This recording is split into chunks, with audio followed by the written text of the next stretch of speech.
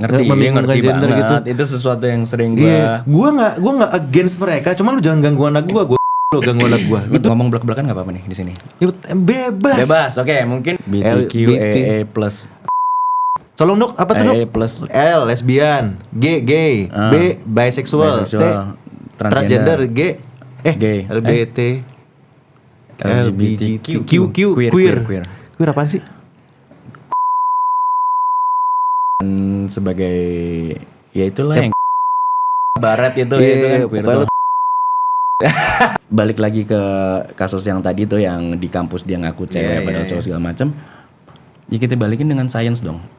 Ya kan? Tahap pertama ya kita lihat wujudnya. Bener nggak? Kita lihat wujudnya, ada jakunnya apa enggak, perawakannya laki atau perempuan. Ya.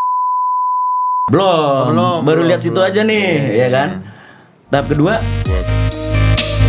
Work.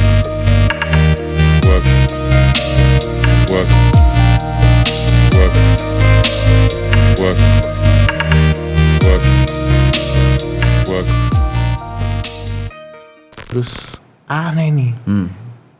Contoh. Gimana ya? Zaman sekarang anak tuh suka banget lihat shorts, tau gak lo?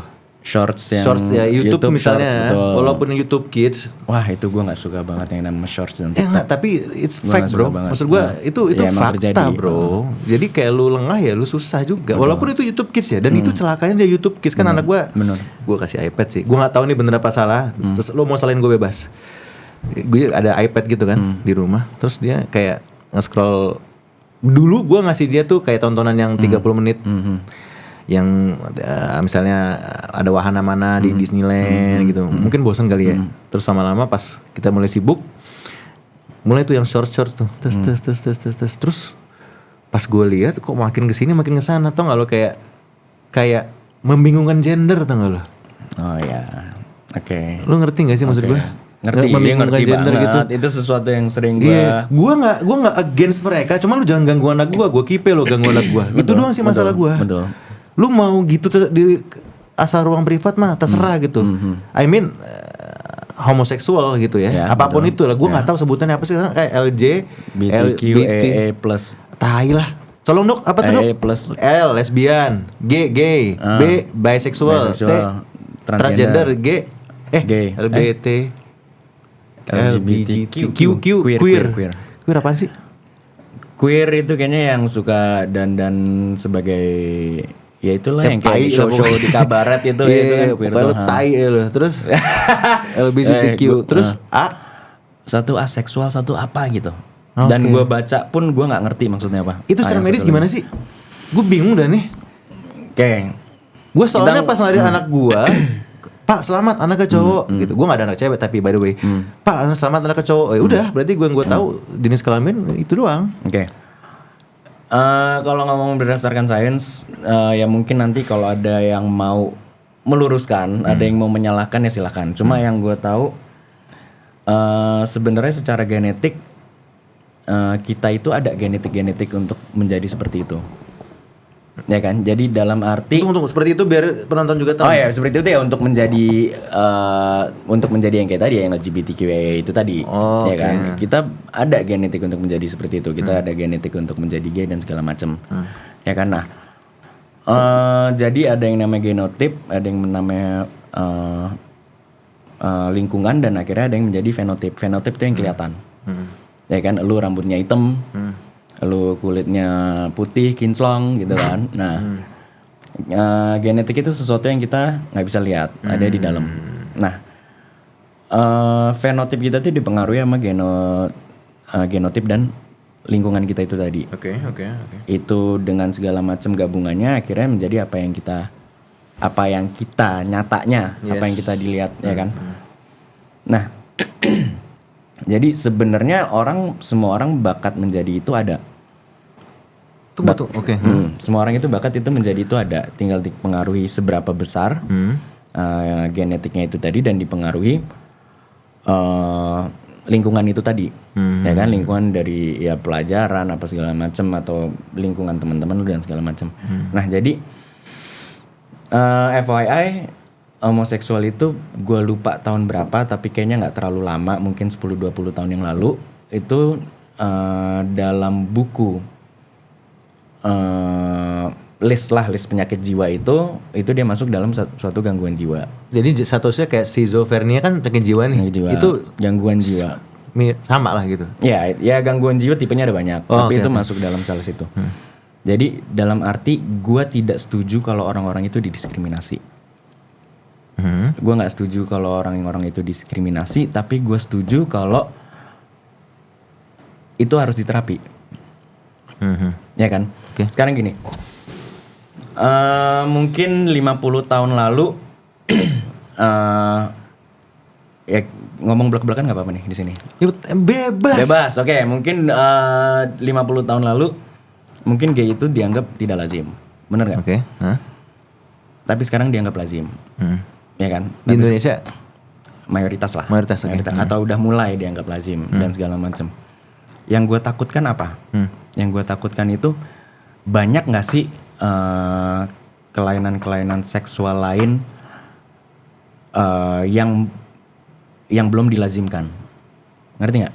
Ada yang namanya nekrofilia. Nggak tahu gue tuh. Suka dengan mayat. Ya kan? Ada yang namanya pedofilia. Oh itu mau bocil ya? Suka sama bocil. Ada yang suka dengan barang lah atau apa segala macem. Ya kan? Mungkin 50 tahun lagi, mungkin nggak dengan alasan yang sama, dengan alasan hak asasi manusia, dengan alasan ini bukan penyakit, dengan alasan gue udah terlahir seperti ini tidak bisa diubah. Mungkin nggak 50 tahun lagi pedofilia itu dianggap lazim. Mungkin nggak? Kalau ini kita stop, kalau ini kita nggak stop di sini, 50 tahun lagi bisa nggak pedofilia dianggap lazim? Tapi ada secara sains ada nggak sih umur reproduksi perempuan yang cocok untuk misalnya dia reproduksi itu ada angkanya nggak sih? Berapa tahun gitu? Untuk apa? Sorry. Dia bereproduksi. Ya kan kita bicara pedofil berarti kan sama underage kan, maksud gue berarti di bawah umur. Biasanya sebelum menstruasi, sebelum akil balik, yang dianggap biasanya. Setahu gue yang namanya pedofilia dan segala macam udah akil balik itu udah bukan selera mereka, gitu. Ngerti nggak? Jadi, ngerti nggak bahayanya? Kenapa bahayanya di situ? Yang menurut gue itu 50 tahun sebelumnya, mungkin orang-orang ketawa gitu. Kalau misalnya dibilang ada orang dari masa depan gitu ya datang, 50 tahun lagi homoseksual itu dianggap lazim loh. Mungkin mereka ketawa. Nggak mungkin gitu ya. Goblok, mana ada 50 tahun lagi kenyataan. Sekarang mungkin kita ngomong ada orang dari masa depan nih datang 50 tahun lagi kemudian datang 50 tahun lagi ke depan pedofilia itu udah dianggap wajar loh gitu. Kita juga nggak mungkin lah, goblok banget lu. Parah. Mungkin nggak kejadian? Mungkin kalau kita lihat dari tracknya kita sekarang kayak gitu. 100 tahun lagi gue lupa namanya apa, tapi yang seksual dengan binatang mungkin nggak 100 tahun lagi dianggap lazim. Bisa jadi gitu loh. Jadi makanya gue menganggap itu semua, gue nggak setuju kalau mereka didiskriminasi, tapi gue setuju kalau itu sesuatu yang harus ditreat. Itu pemandangan gue. Pasti akan banyak. Nah kalau misalnya orang-orang itu menganggap itu sesuatu yang harus dilazimkan, itu adalah hak asasi segala macam. Gue pengen banget menanyakan kalau gitu orang pedofilia itu gimana? Kalau lu melazimkan yang lu ngomong sekarang, ya 50 tahun lagi pedofilia juga mungkin akan dilazimkan dengan alasan sama yang lu berikan saat ini. Hak asasi manusia, itu emang udah gue dari lahir. Dan apa yang lu dapat dari lahir itu menurut gue tidak menjustifikasi itu benar atau salah. Apa yang didapat dari lahir tidak menjustifikasi itu benar atau salah. Itu tidak menjustifikasi bahwa itu tidak perlu ditreat. Oke, so it's mean gini. Gua supaya gua nggak bingung nih. Pedofilia ini penyakit kan kata lo? Kelainan just penyakit atau enggak sih? Menurut gue sih ya itu gangguan jiwa. Kategorinya penyakit. Penyakit kan bukan menular, bisa menular atau tidak menular. Bukan. Penyakit enggak sih? Iyalah. Penyakit kan. Nah. Kalau penyakit ini kan berarti kalau penyakit itu harus diobati kan, benar nggak sih? Treat. Iya, diobati gitu loh. Bos, gua datang ke sini aja yang minta makan masih banyak bos. Lu kira yang begono-begono tuh, yang di kawal-kawal itu, yakin lu mau urusan kayak begini diperhatiin? Nah, gue belum sampai ke arah bagaimana kita membuat program untuk apa-apa bla bla enggak. Tapi maksud gue tadi balik lagi, jangan melazimkan, jangan membuat apa yang salah itu jadi benar. Jangan, itu aja dulu. Itu dulu konsep apa yang kita harus pegang saat ini itu adalah jangan membuat yang salah jadi benar. Balik ke situ lagi. Jangan membuat yang salah jadi benar. Lagi-lagi tentang apa yang salah jadi benar.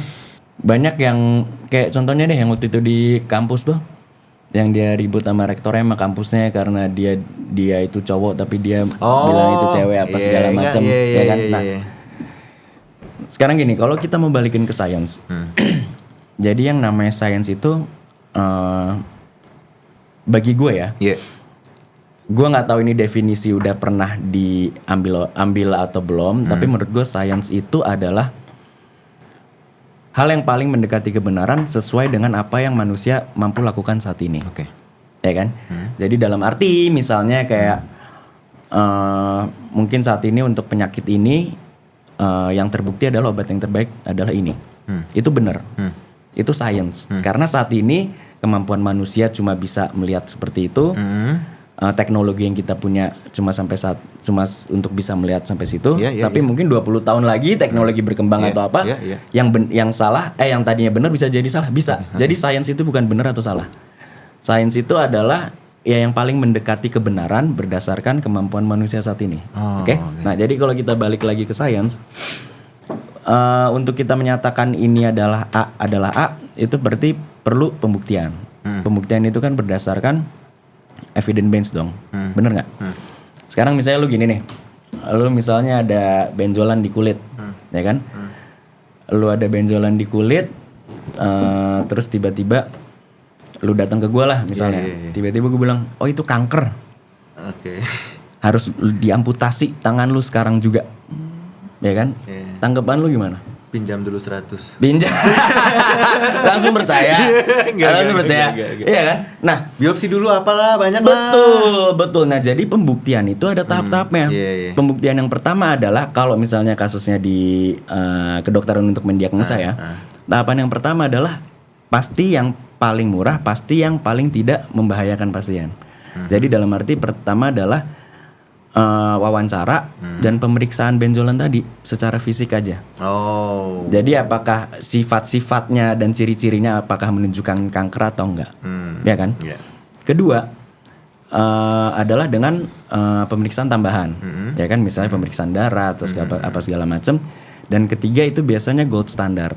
Gold standard itu adalah yang saat ini dianggap tertinggi untuk menunjukkan itu apa. Ya kan, nah kalau di sini ya namanya biopsi, ya kan, yang diambil dilihat di mikroskop ini sel kanker apa enggak gitu kan. Nah, jadi balik lagi ke kasus yang tadi tuh yang di kampus dia ngaku cewek padahal cowok segala macam. Ya kita balikin dengan sains dong, ya kan. Tahap pertama ya kita lihat wujudnya. Bener nggak? Kita lihat wujudnya, ada jakunnya apa enggak, perawakannya laki atau perempuan, ya kan? Pelernya ada nggak? Peler. Belum. Baru lihat situ aja nih, ya kan? Tahap kedua lihat kelamin. Tahap kedua lebih meyakinkan lagi. Gue nggak ilmiah banget ya, pelar. Ya itu kan bahasa mah terserah. Yang penting maksudnya sama, ya kan. Yang kedua lihat kelamin. Lihat kelamin ibaratnya yang kanker tadi adalah cek darah apa segala macam, ya kan, atau mungkin USG lah atau apa gitu kan. Pemeriksaan tambahan.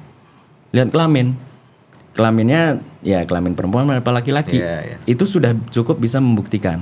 Ya kan, itu udah cukup membuktikan. Tapi gold standard dia ada cewek apa cowok adalah kromosom. Pemeriksaan kromosom itu yang saat ini dianggap ya paling tinggi untuk membuktikan itu cewek apa cowok. Nah jadi tunggu Y itu laki-laki ya? XY. XY itu laki-laki ya. X itu perempuan ya? XX. Nah jadi maksud gue itu, gue ya berhubung gue kerja di dunia sains, ya gue sangat nggak bisa terima itu, gitu loh. Sangat tidak bisa terima kalau misalnya kenyataan itu bagi mereka adalah persepsi. Ngerti nggak? Ngerti gue. Jadi persepsi dan kenyataan itu beda. Kenyataan dibuktikan dengan sains. Sains itu ya saat ini teknologi kita sampainya di situ ya itu yang dianggap benar dong sama ilmuwan. Tapi kalau lu ngomong persepsi, ya jangan bilang itu kenyataan. Bener nggak? Kalau misalnya kayak gitu, gue bisa aja bilang, no, gue ini nenek lu loh, kayak gitu. Ya kan? Gue menganggap gue nenek lu. Terus gue bilang, no, gue ini nenek lu. Gue cucu lu. Ya. Dan bahayanya lagi apa? Apa itu? Gue memaksa lu untuk memperlakukan gue sebagai nenek. Bener nggak? Orang-orang itu kan gitu. Gue menganggap diri gue wanita, gue memaksa lu memperlakukan gue sebagai wanita. Gue bisa masuk WC cewek, gue bisa identify ya. Tapi tau nggak lo? Ini fakta menarik nih. Bukan fakta menarik. Ini gue punya eksperimen menarik nih. Kalau gue nggak pernah masuk lembaga pemasyarakatan. Tapi kalau gue mau masuk lembaga pemasyarakatan atau di penjara, gue pengen di California, bos. Karena kalau di California, gue masuk penjara nih. Misalnya gue tangkap ngebunuh nih di California, terus masuk penjara, gue mau bilang sama hakim, gue diidentifikasi sebagai perempuan. Biar masuk penjara, gue abisin. Ya itu kan jadinya. Lu punya persepsi lu perempuan. Lu punya persepsi lu perempuan dan lu memaksa orang lain memperlakukan sebagai perempuan, kan itu yang bahaya. Itu yang bahaya gitu loh. Dan kalau itu dilazimkan, chaos. Anjing, gue mendingan gue perempuan, dok, gue mau masuk tinju. Kalau ya udah chaos kan. Asik tapi. Chaos kan. Dapat medali gue pasti. Hah? Dapat medali lah. Sangat mungkin. Ya mungkin gak kalau lu latihan dulu. Iya sih. Banyak cewek yang kuat, banyak. Tapi gue habisin sih. Ya mungkin gak. Sak madik dulu lah. Nah itu gue gak tahu deh. Gue tuh pengen dagang, misalnya gue mau bikin NIB, kalau misalnya pedagang gitu kan, nomor induk bursa. Terus supaya cepet, ya gue kasih misalnya 100.000 gitu. Itu kan sebenarnya tuh kayak kecil, lazim. Temen kalau 1.000 orang yang ngasih kan, tapi again ini bukan soal nominal, ini soal dignitas aja sih kata gue. Jadi dignitas itu gara-gara kesalahan kayak gini, ini bisa fatal nih. Dari mulai gender yang lo bilang tadi sampai terhadap praktik yang terjadi sekarang terhadap korupsi, itu semuanya penyakit mental kalau kata gue. Nah itu yang kemarin gue chat di lo. Apaan tuh? Ya nggak, yang kemarin lo bilang yang lo kirim foto player itu. Goblok. Nggak ada ya penonton, nggak ada kayak gitu ya. Apa yang lo bilang apa? Isu kesehatan mental. Ya itu kan? Yang gue bicara di media. Sorry, isu kesehatan mental. Gue sedikit punya persepsi.